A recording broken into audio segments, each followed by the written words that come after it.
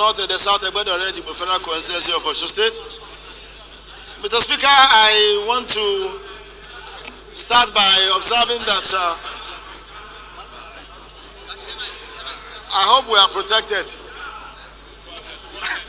Thank you, Mr. Speaker. I said I want to start by making an observation that all over the world, reforms are not the easiest things to accomplish. Reforms are usually... Order, please. Reforms are usually very painful, very disruptive.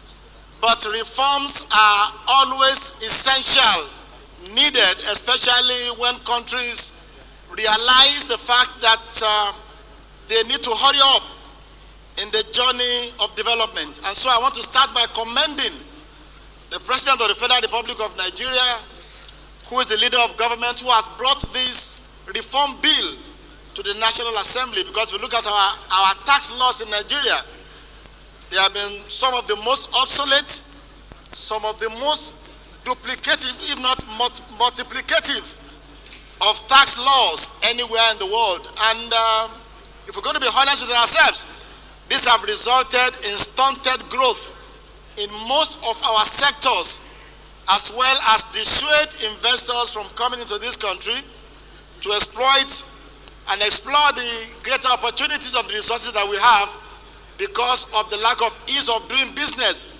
resulting from this multiplicity of taxes. So having said that, Mr. Speaker, I want to also say, in line with what my leader said earlier, that whatever system, policy, or law or regulation that we are bringing on board, the first consideration must be the welfare of the majority of the Nigerian people.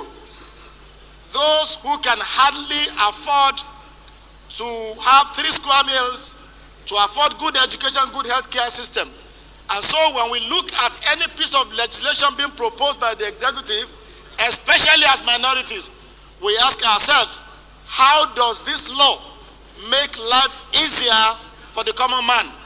How does it make it easier for people to access the basic things of life and contribute meaningfully to economic development? According to my majority leader in the lead debate, he has enunciated a lot of benefit that we have seen here, which I also adopt. But I want to say one more, Mr. Speaker, and that has to do with the principle of entrenching true federalism.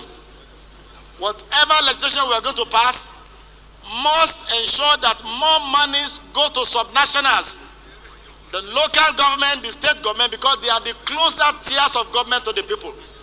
And this particular bill, I want to note, has made adequate provision for having more of the VAT proceed going to state government from what used to be the share of the federal government, from 15% to 10%, which I think is very, very commendable. Just like when the issue of the fuel subsidy came on board, now more state and local government get more money.